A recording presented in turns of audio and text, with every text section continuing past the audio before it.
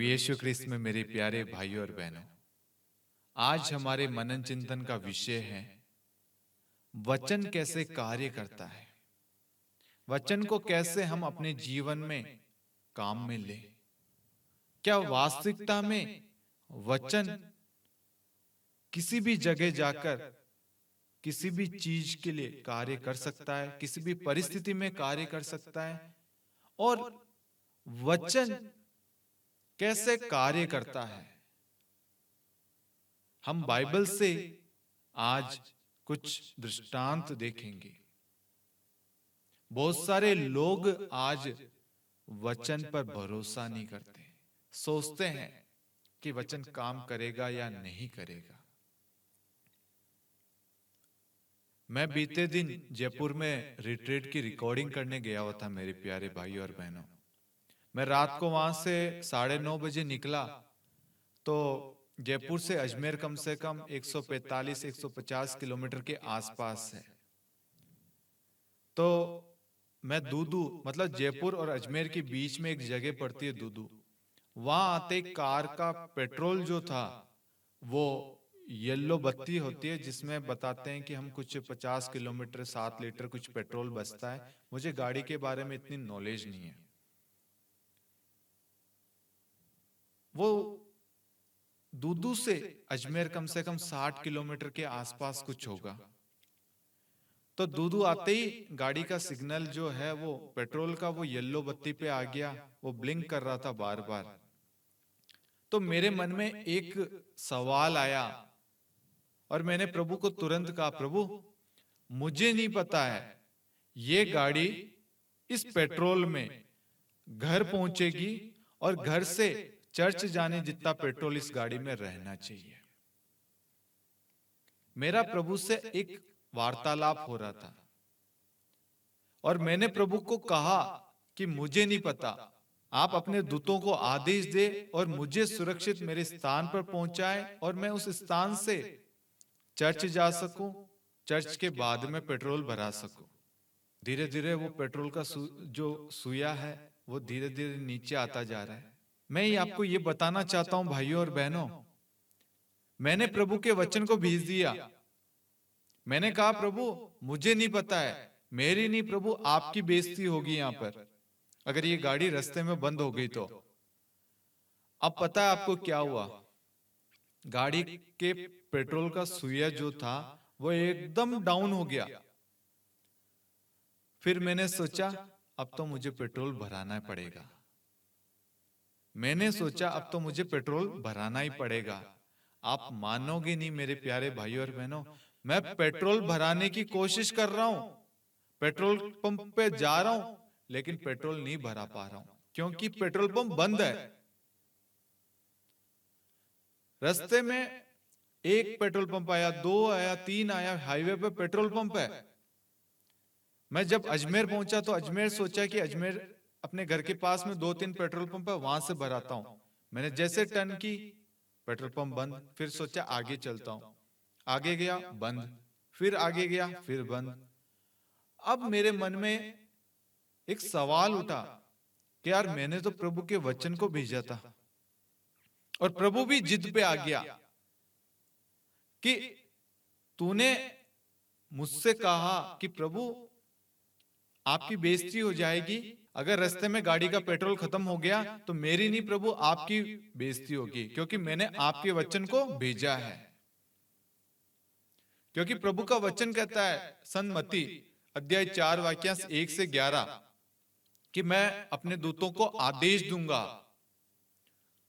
अब मैंने तो प्रभु का वचन भेज दिया, लेकिन आप मानोगे नहीं मेरे प्यारे भाइयों और बहनों, प्रभु का वचन प्रभु के मुख से निकलकर मुझे अपने घर पर पहुंचाकर अगले दिन मैं पेट्रोल पंप पहुंचा और पेट्रोल भराया। मतलब प्रभु का वचन प्रभु के मुख से निकलकर प्रभु का उद्देश्य पूरा करे बिना प्रभु के पास में नहीं लौटता। मैंने ये बीते दिन ये वचन इसाया का ग्रंथ अध्याय 55 वाक्यांश 10 और 11 ये वचन मैंने अपनी आंखों के सामने देखा है पूरा होते हुए। इसलिए आज मैं इस विषय पर मनन चिंतन करना चाहता हूं। और प्रभु ने कहा कि वचन कैसे कार्य करता है। लोग क्या करते हैं, वचन को बोलते हैं, पढ़ते हैं, लेकिन वचन पर संदेह करते हैं कि वचन पूरा होगा या नहीं। हमारा जो भरोसा वचन पर कम रहता है, जो विपरीत परिस्थिति होती है, जो दुख की घड़ी होती है, जो भी प्रॉब्लम होती है, उस प्रॉब्लम पर हमारा ध्यान रहता है होगा या नहीं, क्योंकि हमारे अंदर संदेह है, विश्वास की कमी है। लेकिन मेरे प्यारे भाइयों और बहनों, प्रभु का वचन प्रभु का उद्देश्य पूरा करे बिना प्रभु के पास में नहीं लौटेगा। हम आज ये वचन में देखेंगे। सर्वप्रथम वचन क्या है, हम देखेंगे वचन कैसे कार्य करता है। सर्वप्रथम संत योहन का सुसमाचार अध्याय 1 वाक्यांश 1 में हम पढ़ते हैं, आदि में शब्द था, शब्द ईश्वर के साथ था और शब्द ईश्वर था। वह आदि में ईश्वर के साथ था और उसके द्वारा सब कुछ उत्पन्न हुआ और उसके बिना कुछ भी उत्पन्न नहीं हुआ। मैं एक बार फिर वचन को दोहराऊंगा, आदि में शब्द था, शब्द ईश्वर के साथ था और शब्द ईश्वर था। वह आदि में ईश्वर के साथ था, उसके द्वारा सब कुछ उत्पन्न हुआ और उसके बिना कुछ भी उत्पन्न नहीं हुआ। आज इस संसार में हम जो कुछ भी देखते हैं मेरे प्यारे भाइयों और बहनों, सब कुछ की उत्पत्ति प्रभु ने की है। प्रभु ने हर एक चीज को बहुत प्रेम से बनाया है। नर और नारी की सृष्टि, इस संसार की, आकाश की, धरती, सूरज, चांद, समुंदर, पहाड़, हर एक चीज ईश्वर ने बनाया है। हम उत्पत्ति ग्रंथ अध्याय 1 में हम पढ़ते हैं, प्रारंभ में ईश्वर ने स्वर्ग और पृथ्वी की सृष्टि की। पृथ्वी उजाड़ और सुनसान थी, अर्थात गर्त पर अंधकार छाया हुआ था और ईश्वर का आत्मा सागर पर विचरता था। ईश्वर ने कहा, प्रकाश हो जाए, और प्रकाश हो गया। ईश्वर को प्रकाश अच्छा लगा और उसने प्रकाश और अंधकार को अलग कर दिया। ईश्वर ने प्रकाश का नाम दिन रखा और अंधकार का नाम रात। संध्या हुई और फिर भोर हुआ, यह पहला दिन था। ईश्वर ने कहा, पानी के बीच एक छत बन जाए, तो पानी को पानी से अलग कर दे, और ऐसा ही हुआ। ईश्वर ने एक छत बनाई और नीचे का पानी और ऊपर का पानी अलग कर दिया। ईश्वर ने छत का नाम आकाश रखा। संध्या हुई और फिर भोर हुआ, यह दूसरा दिन था। ईश्वर ने कहा, आकाश के नीचे का पानी एक ही जगह इकट्ठा हो जाए और थल दिखाई पड़े, और ऐसा ही हुआ। ईश्वर ने थल का नाम पृथ्वी रखा और जल समूह का नाम समुद्र, और ये ईश्वर को अच्छा लगा। ईश्वर ने कहा, पृथ्वी पर हरियाली लहराए, बीजदार पौधे और फलदार पेड़ उत्पन्न हो जाएं, जो अपनी अपनी जाति के अनुसार बीजदार फल लाए, और ऐसा ही हुआ। पृथ्वी पर हरियाली उगने लगी, अपनी अपनी जाति के अनुसार बीज पैदा करने वाले पौधे और बीजदार फल देने वाले पेड़, और ये ईश्वर को अच्छा लगा। संध्या हुई और फिर भोर हुआ, यह तीसरा दिन था। ईश्वर ने कहा, दिन और रात को अलग कर देने के लिए आकाश में नक्षत्र हो, उनके सहारे पर्व निर्धारित किए जाएं, और दिनों तथा वर्षों की गिनती हो। वे पृथ्वी को प्रकाश देने के लिए आकाश में जगमगाते रहे, और ऐसा ही हुआ। ईश्वर ने दो प्रधान नक्षत्र बनाए, दिन के लिए एक बड़ा और रात के लिए एक छोटा, साथ साथ तारे भी। ईश्वर ने उनको आकाश में रख दिया, जिससे वे पृथ्वी को प्रकाश दे, दिन और रात का नियंत्रण करे, और प्रकाश तथा अंधकार को अलग कर दे, और ये ईश्वर को अच्छा लगा। संध्या हुई और फिर भोर हुआ, ये चौथा दिन था। ईश्वर ने कहा, पानी जीव जंतुओं से भर जाए और आकाश के नीचे पृथ्वी के पक्षी उड़ने लगे। ईश्वर ने मकर और नाना प्रकार के जीव जंतुओं की सृष्टि की जो पानी में भरे हुए हैं, और उसने नाना प्रकार के पक्षियों की भी सृष्टि की, और ये ईश्वर को अच्छा लगा। ईश्वर ने उन्हें यह आशीर्वाद दिया, फलो फूलो, समुद्र के पानी में भर जाओ और पृथ्वी पर पक्षियों की संख्या बढ़ती जाए। संध्या हुई और फिर भोर हुआ। यह पांचवा दिन था। ईश्वर ने कहा, पृथ्वी नाना प्रकार के घरेलू, जमीन पर रेंगने वाले और जंगली जीव जंतुओं को पैदा करे, और ऐसा ही हुआ। ईश्वर ने नाना प्रकार के जंगली, घरेलू और जमीन पर रेंगने वाले जीव जंतुओं को बनाया, और ये ईश्वर को अच्छा लगा। ईश्वर ने कहा, हम मनुष्यों को अपना प्रतिरूप बनाएं, वह हमारे सदृश हो। वह समुद्र की मछलियों, आकाश के पक्षियों, घरेलू और जंगली जानवरों और जमीन पर रेंगने वाले सब जीव जंतुओं पर शासन करे। ईश्वर ने मनुष्य को अपना प्रतिरूप बनाया, उसने उसे ईश्वर का प्रतिरूप बनाया। उसने नर और नारी के रूप में उनकी सृष्टि की। ईश्वर ने ये कहकर उन्हें आशीर्वाद दिया, फलो फूलो, पृथ्वी पर फैल जाओ और उसे अपने अधीन कर लो। समुद्र की मछलियों, आकाश के पक्षियों और पृथ्वी पर विचरने वाले सब जीव जंतुओं पर शासन करो। ईश्वर ने कहा, मैं तुमको पृथ्वी पर के बीज पैदा करने वाले सब पौधे और बीजदार फल देने वाले सब पेड़ देता हूं, वह तुम्हारा भोजन होगा। मैं सब जंगली जानवरों को, आकाश के सब पक्षियों, पृथ्वी पर विचरने वाले जीव जंतुओं को उनके भोजन के लिए पौधों की हरियाली देता हूं, और ऐसा ही हुआ। ईश्वर ने अपने द्वारा बनाया हुआ सब कुछ देखा, और ये उसको अच्छा लगा। संध्या हुई, फिर से भोर हुआ। ये छठा दिन था। इस प्रकार आकाश तथा पृथ्वी और जो कुछ उनमें है सबकी सृष्टि पूरी हुई। सातवें दिन ईश्वर का किया हुआ कार्य समाप्त हुआ। उसने अपना समस्त कार्य समाप्त कर सातवें दिन विश्राम किया।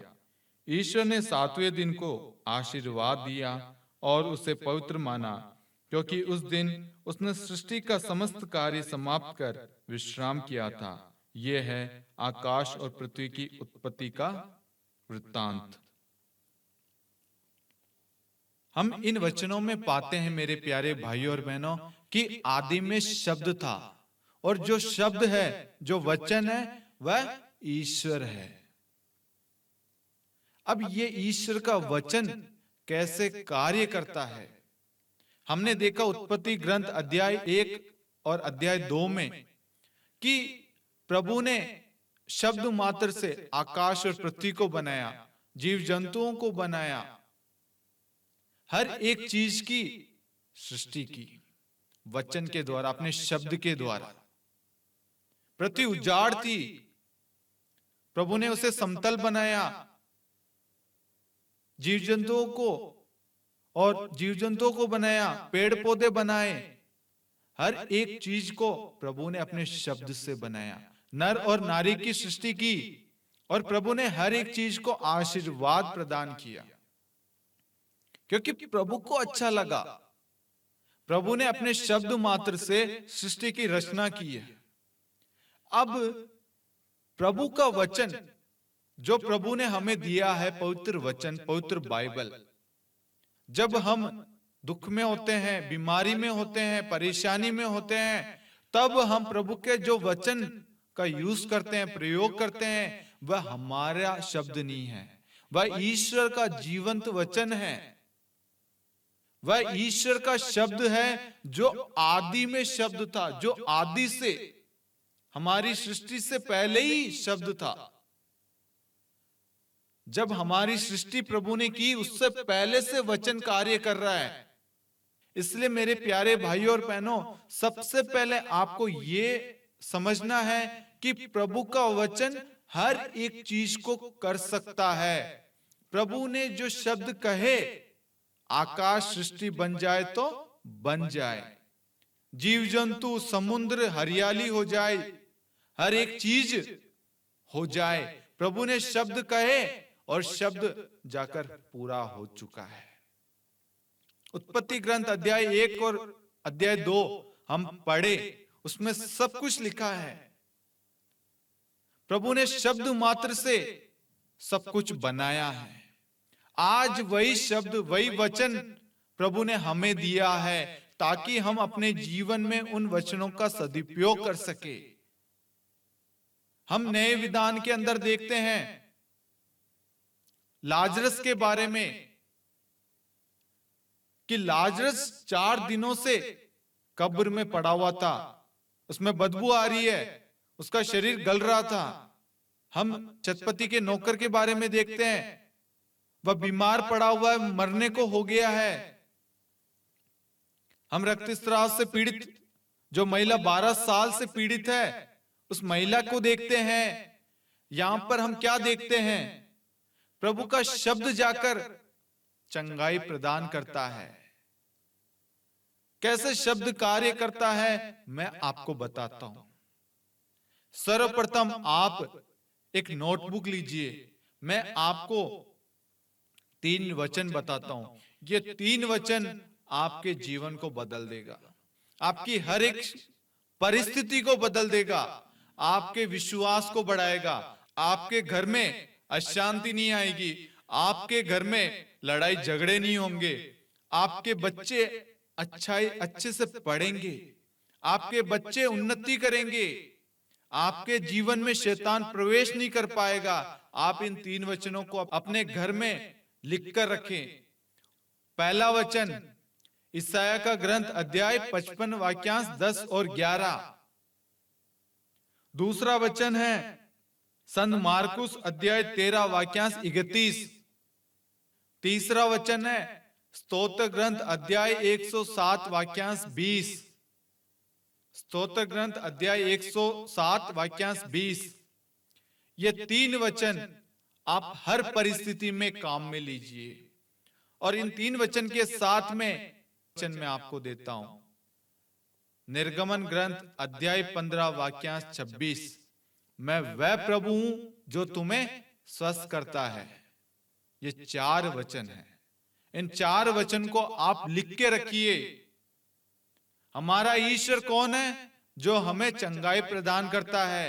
हमारा ईश्वर कौन है जो हमें प्रेम देता है? हमारा ईश्वर कौन है जो हमें पापों से मुक्त करता है, बंधनों से छुटकारा देता है, जो हमारा मार्गदर्शन करता है, जो हमें राह दिखाता है, जो हमें बुराई से बचाता है, वासना व्यभिचार से हमें दूर रखता है, जो हमारी उन्नति करता है। निर्गमन ग्रंथ अध्याय 15 वाक्यांश 26, स्तोत्र ग्रंथ अध्याय 107 वाक्यांश 20, यशायाह का ग्रंथ अध्याय 55 वाक्यांश 10 और 11, संत मार्कुस अध्याय 13 वाक्यांश 31। चारों वचन पर आज हम मनन चिंतन करेंगे, ये वचन कैसे कार्य करता है। हम सबसे पहले स्तोत्र ग्रंथ अध्याय 107 वाक्यांश 20 को देखेंगे। वचन क्या कहता है? उसने अपनी वाणी बेचकर उन्हें स्वास्थ्य लाभ प्रदान किया। उसने अपनी वाणी बेचकर उन्हें स्वास्थ्य लाभ प्रदान किया और कब्र से उनका उद्धार किया। वचन ध्यान रखना, उसने यानी ईश्वर ने अपनी वाणी बेचकर उन्हें स्वास्थ्य लाभ प्रदान किया और कब्र से उनका उद्धार किया। ईश्वर का वचन ईश्वर भेज रहा है। ईश्वर अपना शब्द भेजकर स्वास्थ्य लाभ प्रदान कर रहा है। जो कब्र में है, जो बीमार है, जो अंतिम सैया पर है, जो हॉस्पिटल में आईसीयू में वेंटिलेटर पर है, प्रभु अपने शब्द को भेजकर उनको चंगाई प्रदान कर रहा है और उन्हें मृत्यु से मुक्त कर रहा है, मृत्यु से बचा रहा है, उनका उद्धार कर रहा है। स्तोत्र ग्रंथ अध्याय 107 वाक्यांश 20, इस वचन को अपने हृदय में आप सुरक्षित रखना। प्रभु अपना वचन भेजकर आपकी हर एक परिस्थिति को बदल रहा है, आपकी बीमारी को, आपके कर्जे को आपको छुटकारा दे रहा है, आपको आजाद कर रहा है, आपकी मदद कर रहा है, आपकी सहायता कर रहा है, आपके दुख में आपको सांत्वना दे रहा है प्रभु का वचन। और ये वचन कैसे कार्य कर रहा है हम देखेंगे। संत मत्ती अध्याय 9 वाक्यांश 20 से हम 22 तक पढ़ेंगे। उस समय एक स्त्री ने, जो 12 बरस से रक्तस्राव से पीड़ित थी, पीछे से आकर ईसा के कपड़े का पल्लू छू लिया, क्योंकि वह मन ही मन कहती थी, यदि मैं उनका कपड़ा भर छूने पाऊं तो चंगी हो जाऊंगी। ईसा ने मुड़कर उसे देख लिया और कहा, बेटी ढारस रखो, तुम्हारे विश्वास ने तुम्हें चंगा कर दिया है। और वह स्त्री उसी क्षण चंगी हो गई। लोग प्रभु को छूना चाहते हैं, क्यों? क्योंकि प्रभु से शक्ति, सामर्थ्य निकलता है, सामर्थ्य बहता है।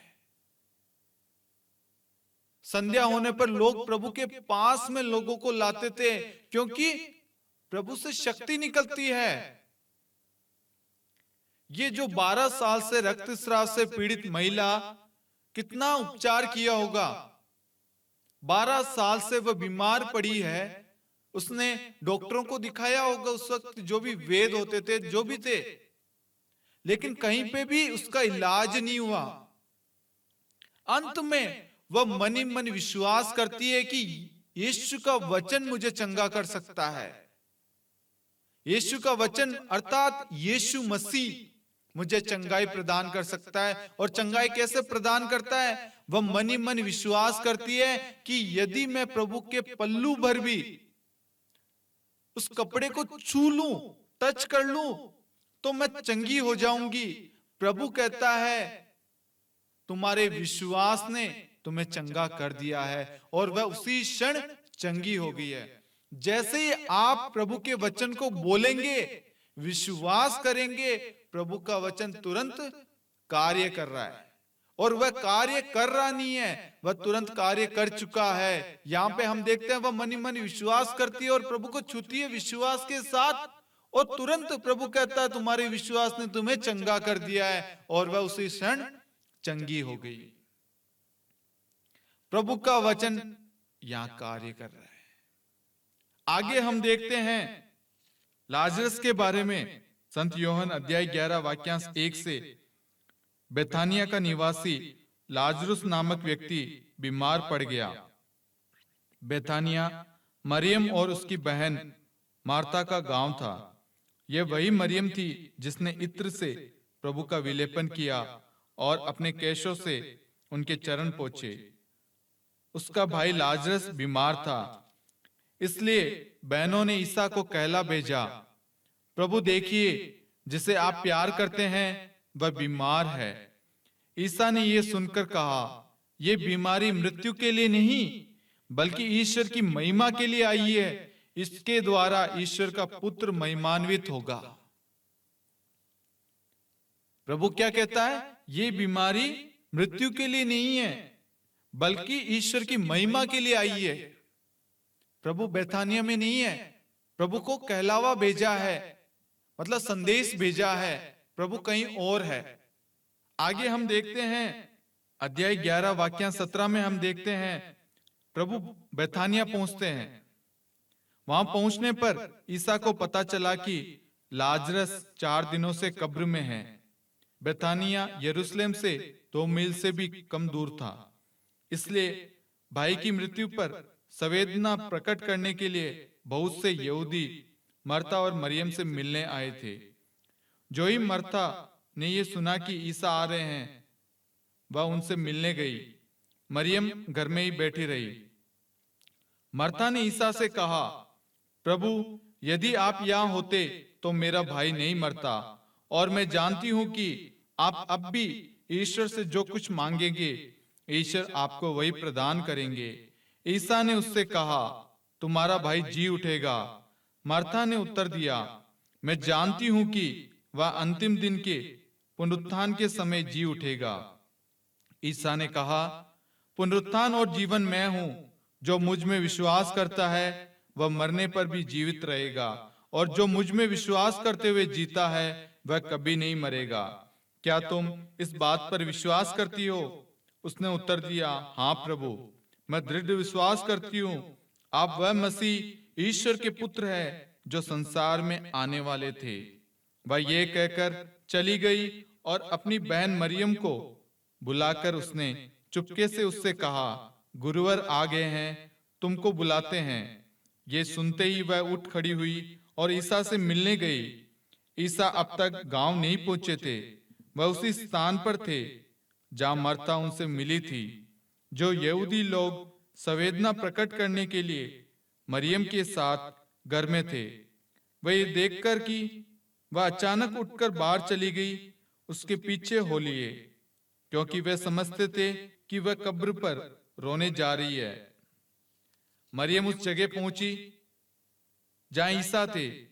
उन्हें देखते ही वह उनके चरणों पर गिर पड़ी और बोली, प्रभु, यदि आप यहाँ होते तो मेरा भाई नहीं मरता।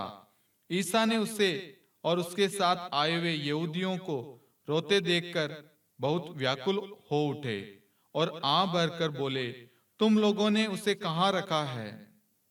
उन्होंने कहा, प्रभु आइए और देखिए। ईसा रो पड़े। इस पर यहूदियों ने कहा, देखो वे उसे कितना प्यार करते थे। किंतु कुछ लोगों ने कहा, इन्होंने तो अंधे को आंख दी, क्या वे उसको मृत्यु से नहीं बचा सकते थे? कब्र के पास पहुंचने पर ईसा फिर बहुत व्याकुल हो उठे। वे कब्र एक गुफा थी जिसके मुंह पर एक बड़ा पत्थर रखा हुआ था। ईसा ने कहा, पत्थर हटा दो। मृतक की बहन मार्ता ने उससे कहा, प्रभु, अब तो दुर्गंध आती होगी, आज चौथा दिन है। ईसा ने उत्तर दिया, क्या मैंने तुमसे ये नहीं कहा कि यदि तुम विश्वास करोगी तो ईश्वर की महिमा देखोगी? इस पर लोगों ने पत्थर हटा दिया। ईसा ने आंखें ऊपर उठाकर कहा, पिता, मैं तुझे धन्यवाद देता हूं, तूने मेरी सुन ली है। मैं जानता था कि तू सदा मेरी सुनता है। मैंने आसपास खड़े लोगों के कारण ही ऐसा कहा, जिससे वे विश्वास करे कि तूने मुझे भेजा है। इतना कहने के बाद ईसा ने उच्चे स्वर से पुकारा, लाजरस बाहर निकल आओ। मृतक बाहर निकला। उसके हाथ और पैर पट्टियों से बंधे हुए थे और उसके मुख पर अंगोछा लपेटा हुआ था। ईसा ने लोगों से कहा, इसके बंधन खोल दो और इसे चलने फिरने दो। Hallelujah, hallelujah, hallelujah, hallelujah, hallelujah. Hallelujah. प्रभु यीशु बेथानिया से 2 मील की दूरी पर थे। प्रभु यीशु यरूशलेम में थे। जब प्रभु को संदेश पहुंचा, आपका प्रिय लाजरस बीमार है, तो प्रभु ने कहा, यह बीमारी मृत्यु के लिए नहीं, ये ईश्वर की महिमा के लिए आई है। आगे हम देखते हैं, जब प्रभु बेथानिया पहुंचते हैं, तब प्रभु कहते हैं, यदि तुम विश्वास करोगी तो ईश्वर की महिमा देखोगी। हमारे विश्वास करने से महिमा प्रकट होती है। हम देखते हैं, प्रभु का वचन कहता है, प्रभु कहते हैं वचन में, यदि तुम विश्वास करोगी तो ईश्वर की महिमा देखोगी। और हम देखते हैं, प्रभु पिता को धन्यवाद देता है और पुकार कर कहता है, लाजरस बाहर आओ। अब सोचिए कि गुफा कितनी दूर होगी और प्रभु कहां खड़े होंगे। प्रभु अंदर नहीं गए, प्रभु ने नहीं देखा। प्रभु जहां खड़े थे वहीं से प्रभु ने पुकारा, ऊंचे स्वर से कहा, लाजरस बाहर आओ। अब यहां देखना, एक व्यक्ति से दूसरे व्यक्ति तक क्या चीज गई है। प्रभु का शब्द उस गुफा के अंदर लाजरस के अंदर जाकर जान डालता है, जो 4 दिन से मृत पड़ा हुआ है। प्रभु का शब्द जाकर लाजरस के अंदर प्राणवायु फूंक रहा है, नया जीवन दान प्रदान कर रहा है। हम भूल जाते हैं कि प्रभु का वचन किसी भी परिस्थिति में, संसार के किसी भी कोने में जाकर कार्य कर सकता है, लेकिन हमें विश्वास होना चाहिए कि हम जो वचन भेज रहे हैं ये ईश्वर का वचन है, ईश्वर का शब्द है। आज अधिकांश व्यक्ति जब प्रार्थना करते हैं वह संदेह करते हैं कि वचन पूरा होगा या नहीं होगा। प्रार्थना करने के बाद भी उनके मन में संदेह रहता है, विश्वास की कमी होती है, होगा नहीं होगा, प्रभु का वचन कार्य करेगा क्या।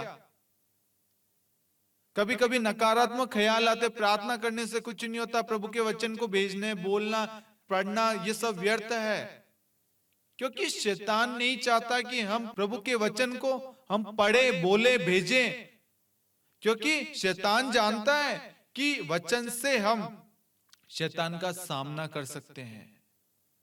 इसलिए शैतान क्या करता, हमारे अंदर, हमारे सोच में अपने विचार डाल देता है, वचन मत पढ़ो, प्रार्थना मत करो, वचन काम नहीं करता है।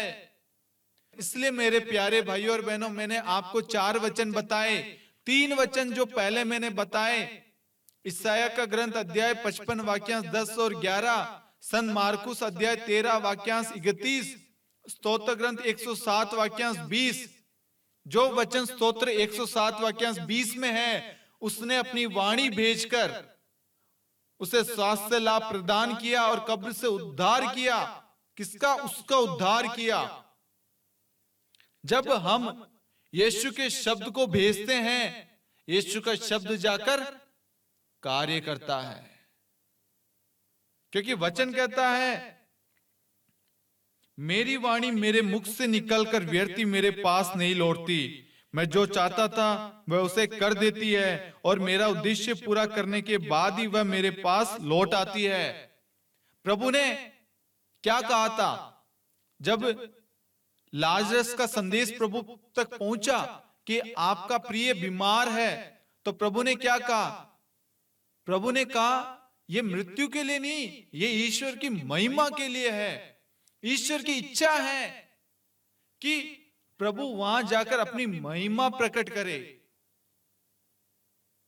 स्तोत्र 107 वाक्यांश 20, उसने अपनी वाणी भेजकर उन्हें स्वास्थ्य लाभ प्रदान किया और कब्र से उद्धार किया। प्रभु अपने शब्द को भेजकर उसे स्वास्थ्य लाभ प्रदान कर रहा है। हम ऐसे ही शतपति के नौकर के बारे में देखते हैं। शतपति प्रभु के पास में आता है और कहता है, प्रभु मेरा नौकर घर में पड़ा हुआ है, उससे लकवा हो गया है, वह घोर पीड़ा सह रहा है। ईसा ने उससे कहा, मैं आकर उसे चंगा कर दूंगा। शतपति ने उत्तर दिया, प्रभु मैं इस योग्य नहीं हूं कि आप मेरे यहां आए, आप एक ही शब्द कह दीजिए और मेरा नौकर चंगा हो जाएगा।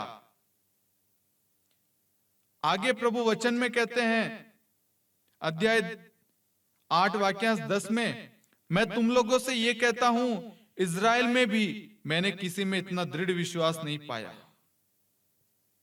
वचन 13 में प्रभु कहते हैं, शतपति से ईसा ने कहा, जाइए, आपने जैसा विश्वास किया वैसा ही हो जाए, और उस घड़ी उसका नौकर चंगा हो गया।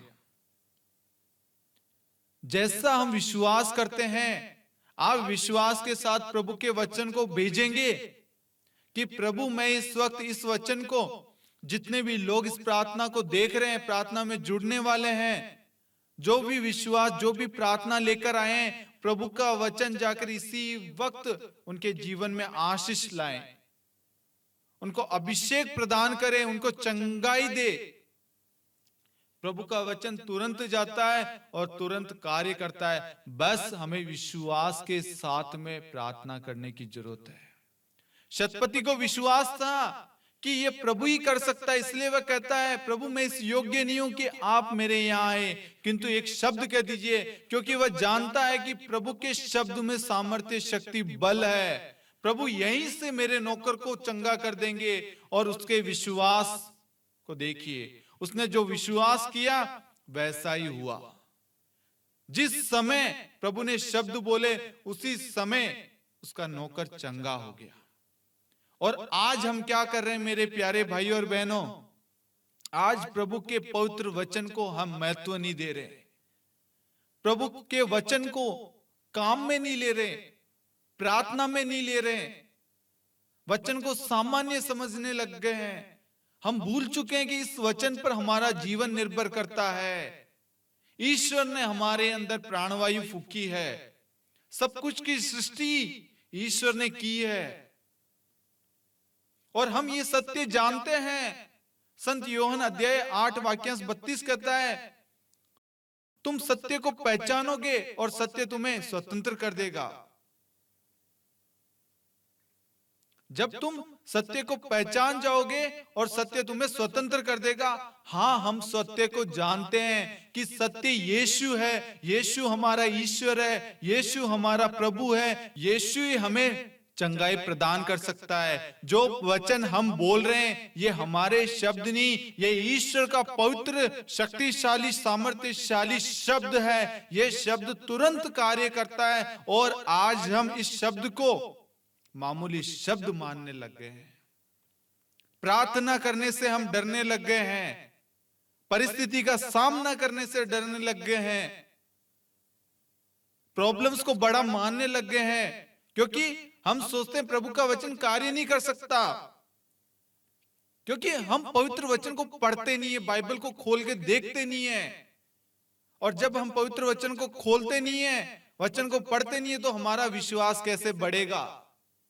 इसलिए आज हम टूट जाते हैं, बिखर जाते हैं, कमजोर हो जाते हैं, परिस्थिति का सामना नहीं कर सकते, प्रार्थना नहीं करते, हमारे घर में शांति नहीं है, बीमारियों ने हमें दबोच रखा है, क्योंकि हम वचन पढ़ते नहीं है।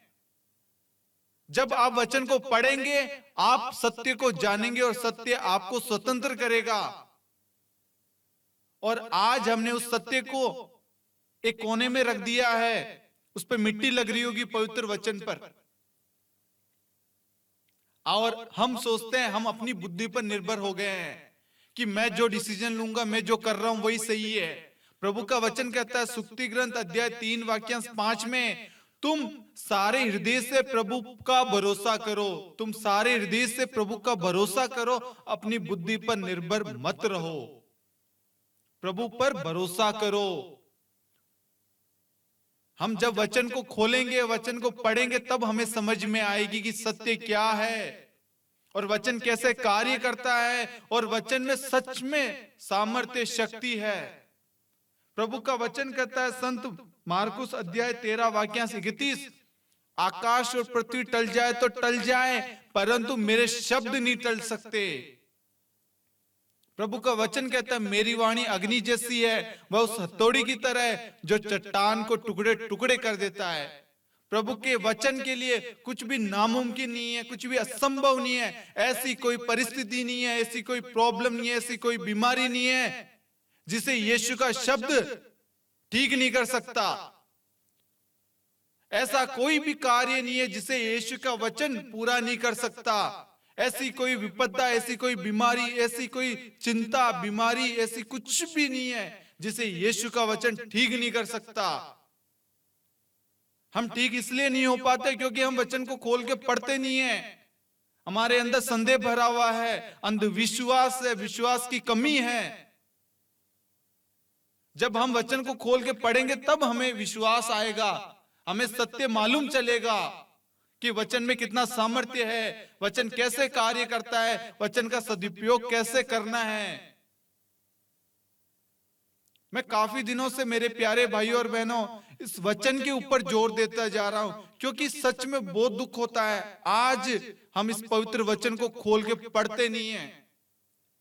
जिस वचन के द्वारा हमें जीवन मिलता है, हमें सामर्थ्य शक्ति मिलता है, हमारे विश्वास को बढ़ोतरी मिलती है, हमारा विश्वास और भरोसा बढ़ता है, जिस वचन से हमें प्रज्ञा, विवेक, ज्ञान, सद्बुद्धि मिलता है, जिससे हमें सन्मार्ग की शिक्षा मिलती है, जिससे हमें जीवन मिलता है, हम उस पवित्र वचन को खोल के पढ़ते ही नहीं है। आज संसार में यही चीज हो रही है और शैतान हर घर में इसी तरीके से कार्य कर रहा है, आपको प्रार्थना करने से रोक रहा है, आपको साधनाओं में जाने से रोक रहा है, चर्च जाने से रोक रहा है, मिस्सा बलिदान में जाने से रोक रहा है, प्रेयर मीटिंग में भाग लेने से रोक रहा है, परिवार में प्रार्थना करने से रोक रहा है, व्यक्तिगत प्रार्थना, पारिवारिक प्रार्थना, सामुदायिक प्रार्थना, हर चीज करने से आपको रोक रहा है। क्योंकि शैतान जानता है यदि आप वचन का ज्ञान प्राप्त कर जाएंगे, शैतान का शासन खत्म हो जाएगा, शैतान नष्ट हो जाएगा, और शैतान अपने जाल, जो हमारे जीवन में शैतान ने जो जाल बिछाया हुआ है, वह जाल नष्ट हो जाएगा। इसलिए शैतान आज हमें प्रलोभन देता है, धन दौलत का, अलग अलग चीजों का हमें लालच देता है। जब भी हम प्रार्थना करने बैठते हैं, तुरंत हमारा ध्यान भटका देता है, हमारे मार्ग से हमें भटका देता है, लालच लाता है, व्यभिचार, वासनाएं लाता है, और हम भटक जाते हैं। इसलिए मेरे प्यारे भाइयों और बहनों, आज मैंने आपको 4 वचन मेन बताए हैं। प्रभु के सारे वचन मेन है, लेकिन आप इन 4 वचन को अपने घर के हर एक जगह लिख के रखो। निर्गमन ग्रंथ अध्याय 15 वाक्यांश 26, स्तोत्र ग्रंथ अध्याय 107 वाक्यांश 20, ईसाया का ग्रंथ अध्याय 55 वाक्यांश 10 और 11, संत मार्कुस अध्याय 13 वाक्यांश 31। इन 4 वचन को आप अपने दीवारों पे लिख ले। सुबह उठते वक्त, रात को सोते वक्त, इन 4 वचन को आप पढ़ना शुरू करें विश्वास के साथ। आप जब इन वचन को देखेंगे, अपनी आंखों से आपके अंदर विश्वास बढ़ेगा। आप अपने कमरे में, अपने काम करने वाली जगह पे, अपने घर में एंट्री पर, हर जगह वचन को लगाइए। आप जो भी आए उनका विश्वास बढ़े। जब आप ऐसा करेंगे, आपका विश्वास देखना, आपके जीवन में बदलाव आएगा, आपकी विपरीत परिस्थिति बदल जाएगी, आपके कर्जे माफ हो जाएंगे, परिवार से बीमारियां, अशांति, लड़ाई झगड़े, वासनाएं, शराब की, नशे की लत, हर परिस्थिति बदल जाएगी, क्योंकि यीशु का वचन वहां पर अधिकार लेगा, यीशु का वचन वहां कार्य करेगा। इसलिए मेरे प्यारे भाइयों और बहनों, ईश्वर के वचन को अपना कवच बनाएं, ईश्वर के वचन को अपना जीवन में अधिकार दे। ईश्वर का वचन ही है जो हमें पाप से, बुराई से, अंधकार की शक्तियों से बचाता है। वचन कहता है ईश्वर के अधीन रहो, शैतान का सामना करो। यदि आपको शैतान का सामना करना है, शैतान के षड्यंत्रों को नष्ट करना है, तो आपको ईश्वर के वचन को अपना कवच बनाना पड़ेगा, ईश्वर के वचन को बोलना पड़ेगा, और ईश्वर के वचन पर विश्वास करना पड़ेगा।